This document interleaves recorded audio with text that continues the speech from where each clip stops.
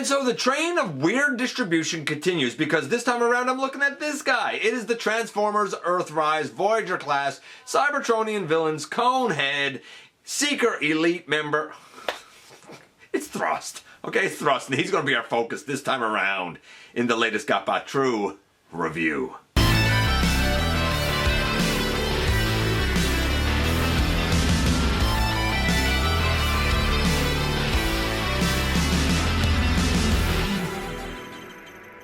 Hey all, welcome back to the channel. I'm your host, your most humble of hosts, Dennis Moulton, aka GotBot. As always, man, please like, comment, share, of course, subscribe, and while you're at it, light 'em up, baby. Hit that notification bell, please. It helps me out a ton, let you know when content of all sorts goes up here on the channel. Check out Machinery of Man, The Everything Factor, all of the groups that I'm either a mod or an admin for. All those links are in the description. Check me out all across social media. Those links are also down in the description. And if you're in a position to help the channel to grow, you can use the donate link. Check us out on Patreon. See what we offer to you through Teespring. Or, of course, hit the join button right here on YouTube. Become a channel member. And this is the Target exclusive in the US, Toys R Us exclusive in Canada, Thrust. And I have to give a huge thank you to both Dragonfly and Razor Bear. Both of those guys have hooked me up with a Thrust for me actually, and somebody else who is a local collector. Word is Canada's only getting 900 Thrust. I don't want to take any of those. I really don't. And apparently, at least in places in the United States, this guy's been very abundant. So I don't know. Again, distribution. Yay, you know. I think in the end, everyone will be able to get one. But I'm like everything else with Earthrise, it's going to be a challenge. I don't think the dude should have been an exclusive.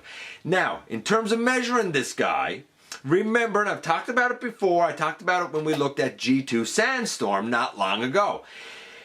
This time around, while I've been somewhat harsh on the Earthrise Seeker mold, it's because I've compared the main Seekers to their FOC and Siege counterparts. This time around, the earliest mainline, or the latest I should say, mainline comparison that we can make is with the Classics Universe version of Thrust. Is this guy better than that? Well, we're about to find out. I just dropped something. We're about to find out when we head over to the table and take a closer look at this guy. And so my conehead collection seems to be growing ever so slightly by way of the Target exclusive in the US or Toys R Us exclusive in Canada, Thrust. And I didn't expect to get this guy here. It's so weird. I did not expect to get this guy, not only as soon as I did, but I thought I would have all the other coneheads first. Still, as of this recording, no Ramjet, no Dirge. Disappointed. I actually have two of these. They did not come from Toys R Us. Word is that I've heard is that Toys R Us is getting an order of 900 for all of Canada. I don't have the heart to take any of them. Luckily, good friend of the channel, Dragonfly, as well as Razor Bear, each kind of hooked me up with two copies. So I have this one and another copy. One belongs to me, one belongs to a buddy of mine that is a local collector. Our job now is going to be to keep our eyes peeled for other collectors. So, yeah, so unexpected having this. Apparently he's fairly abundant at Targets in the US, so I keep your eyes peeled. Some people have said that they haven't seen any, or that he's been really difficult to get, so I don't know. Just yay distribution, I guess. Before, however, we look at Thrust, you know where we're going to begin. Packaging first, mamma jammas. And here we have Thrust in his plain mode over here. We have your Earthrise stuff over here. He is Cybertronian villains, as indicated down bottom. And we have pictures of Thrust on the back. I think this, by the way, is like the Seeker emblem or whatever. It's interesting. He has Decepticon symbols on him. In Earthrise, he was part of the Mercenaries team and had the Siege Tetrajet body. Not this one, but I'm not gonna lie, I'm glad we got this one because I do like my G1 aesthetic. We have nice Earthrise instructions. I will note, because this guy is one of the sublines and not part of the main line, he doesn't have the Cybertronian stats on him. You know, he's a Seeker Elite. He's part of the Seeker Elite team apparently, though, so that's what his box says. And here we have the bot of the hour. It is Thrust, of course, and I like this. I really do. Now, is he perfect? No, but I will say this. Not long ago I looked at G2 Sandstorm, very recently as a matter of fact, in episode 807, and I said there that I don't feel like this mold works particularly well for the main seekers, but that it works tremendously well for the coneheads. At least it did for Sandstorm. How well does it work here? Well, let's talk about his coloration first. It's pretty good, not perfect if we're considering the animation model. But starting from the bottom going up, we do have holes in the toes we shouldn't have. The shins they're fine, the black, the purple, the white, all where it should be. Here on his flap, his skirt, there you go, his skirt piece, it is a solid red here. It should have some of that black on it that's on his chest. The yellow detailing up here is correct. The yellow eyes is actually correct. It's one of the rare cases where a Decepticon didn't have red eyes. Probably because there was so much red on the rest of his body. His face here is silver. It should be darker, if not black, a gunmetal gray. But I think the silver pops more. I think if you had it darker, I think it would really... I don't know, like I find the face here clearer than I do on Sandstorm. So I feel like this was probably the right way to go. The biceps shouldn't be black, though the forearms and hands it should be. The biceps should be red like the shoulders. The null rays are fine. The VTOL engines shouldn't be silver. They should be, again, black, but I think I like that better. Actually, they should probably be more like a gunmetal gray than a black, but I think I like the silver better, to be honest with you. The section of the cockpit glass, it's orange here. It should be more clear. So there are certain like inaccuracies, so to speak, and like the positioning, like the engine sections here on the wing, these should be like facing the other direction from what they're facing here. But again, a minor thing. I wouldn't want to have to take it off and put it back on. That would be a nuisance and a pain. We've done that with classics and I didn't like it then and I don't particularly like it now. The wings here, to its credit, they do have a hinge that lets them fold back when down in this position so you can get more mobility in the arms. Some people prefer to have the wing up like this higher, but if you do that you lose that hinge, so you're going to limit the arms. So if you want the wing up higher, you can do it. But if you want to actually be true to the animation, then it's actually supposed to be down further. Like that's correct. Speaking of other versions of thrust, here we have Generations Deluxe Class Thrust. And I looked at this guy a long time ago in episode 97. One of my lowest viewed videos, actually. I think I got like 45 views or something on it. Like, nothing great. Long time ago. I don't know, I think a lot of people knew that there were problems with this. Now, the engines do come off. They can go on the lower leg fins, I guess, if you want.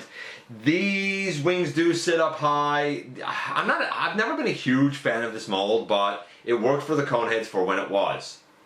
And while I am harsher on the main trio and I compare them to more recent iterations like the Fall of Cybertron Seekers and the Siege Tetrajet Seekers, when we look at the coneheads, the story is different because the kind of most recent mainline version of thrust we had to compare to was this. So is the new one better than this? Yeah, it is. In terms of the look, it's not, the new one's not perfect, but the look, honestly, is a solid 9. The paint apps and whatnot are a solid 9. In terms of the articulation, well, taking this guy out of it, though this guy has a couple of things that, you know, you could improve. I don't think I'm going to paint the bicep. I don't want to try and match that red. It'd be a nuisance. I'm probably going to paint the sections in on his pelvis and call it good. And as far as the cockpit section goes, I don't know. I like the orange. I know it's not quite accurate, but I like the orange. In terms of articulation, the head can go up, down, left, right, as they always can on this mold. The shoulders can go all the way around. Really tight shoulders on my copy here. All the way out, we have our elbow to, you know, about 90 degrees. The wrist piece comes up. No wrist rotation. Bicep swivel. Again, very tight bicep swivel here. But again, I will note, unlike the main trio, I don't find the bicep flexes on the coneheads. Weird. I don't know why. No waist. That's the biggest bummer. A single piece hip skirt should have been 3 pieces. Then we get to the legs. The legs can go, getting the hip skirt up out of the way. The legs can go forward, you know, that far. It's okay. They can go back, not very far. Splits out to the side. Definitely not the whole way. Definitely not the whole way, but like, okay, I guess. Thigh swivel, which is cool. The deep knee, oh, his knee just popped out. There we go, deep knee. And ankle tilt. I do like that there's some molded detail in the ankle. And of course the wing pieces here, as I previously mentioned, they can move back and forth for like added, I guess, mobility of the arm.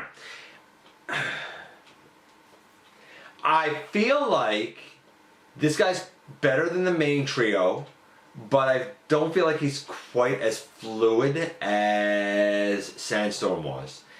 One knee, the one that I bent, does like to pop off. This one stays locked in really well, but the other one likes to pop off a little bit. I'm going to say that the articulation for the guy is... it's pretty good. Again, it's 9.25. Like, it's pretty good. It needs a waist and it needed a wrist. But what's there is pretty... You know what? No, 8.75. Actually, 8.75. We're going to say that so far he's getting a 9 and 8.75. It's a pretty good thrust. What about the transformation? Well, we've seen the transformation a bunch of times. There's not much any different here, to be perfectly honest with you. So, we're just going to flash forward the transformation to the one thing that is slightly different on this guy. It's not even really slightly different, but I do want to point it out. I put the null rays here on his arms in this mode instead of up under the wing, because if we straighten out that wing on the hinge back right here, you'll notice that to put it under the wing we would have to put it like in that VTOL engine piece. I don't want to do that. So then we straighten it down and boom, in the end here we have the plane mode. Everything works really well on the transformation here. I think that having the knees come up over the hip skirt is better than on the main trio. Apparently there's been some paint scraping issues with the purple and the white because he rests on it. I haven't found it with mine, not yet anyway, but something to be aware of. We do have reddish paint right there, and on these a lot of black, but this is pretty accurate. Now, the only thing that might be slightly off is the nose cone. Sometimes in the animation that I've seen and the references I've seen, the nose cone is in fact red. Most of the time it is black. So it's up to you if you want to paint it black or not. The transformation is pretty smooth here, honestly. Smoother than the main trio for me. I'm going to say that the transformation's a solid 9.5 for sure. It was pretty easy here. Even the way the arms like compact down, I don't usually like it, but it worked smoothly here, so I cannot fault it. I still think they should have used the siege arms though, just saying. Yeah, overall, the guy was getting a 9 or so for his look, about an 8.75 for his articulation, and I'm probably being harsh on it, honestly. I probably scored other versions of the mold a little higher. It's just, I don't know, I find myself feeling like I want more out of this guy than I did with some of the other ones, though things do work better on it. I don't know. I'm really kind of all over the map when it comes to the articulation this time around. And the transformation is a 9.5. Overall, it's a fine Seeker.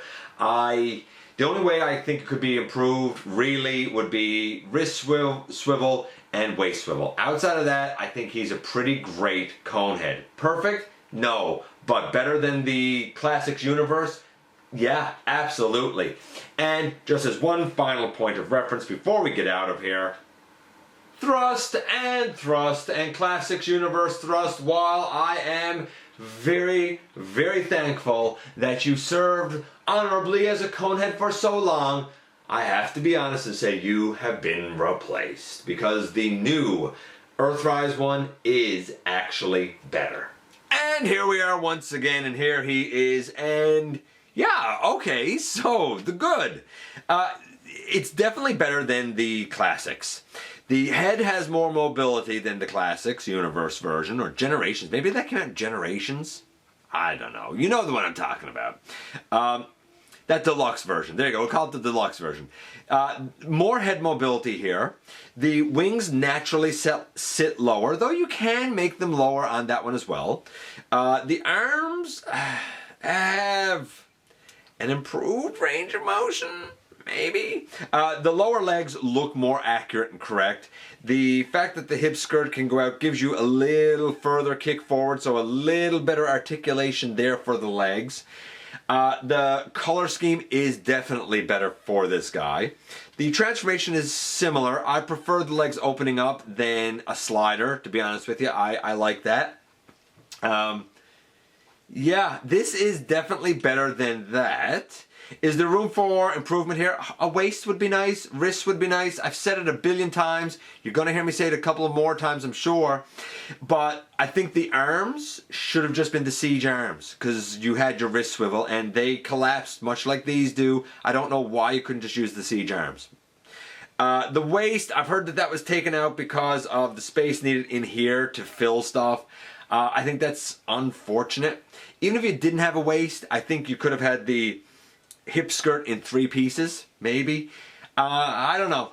Like, I like it. It's definitely, the coneheads is definitely the way that this mold is intended to be used. I'll be happy to get the other two if I ever get Dirge Ramjet. I still think that the absolute best use of the mold has been G2 Sandstorm, at least at this point. But this guy is an absolute win. He scored high, and so he deserves to score high. Let me know what you think about Thrust. I appreciate you guys coming by and giving me some of your extremely valuable time, man. I do know how important it is to you. If you're in a position to help the channel to grow, you can use the donate link. Check us out on Patreon. See what we offer to you through Teespring. Of course, hit the join button right here on YouTube. While you're at it, hit the subscribe button. Stick around, baby. Have some fun with us. Don't forget that somehow, someway, each and every single day, man, you do make a difference. And I look forward, baby, to the next time that we get together, either in the live streams on Thursday nights at the stop motion premieres or the old-fashioned way right here to have a visit inside the videos.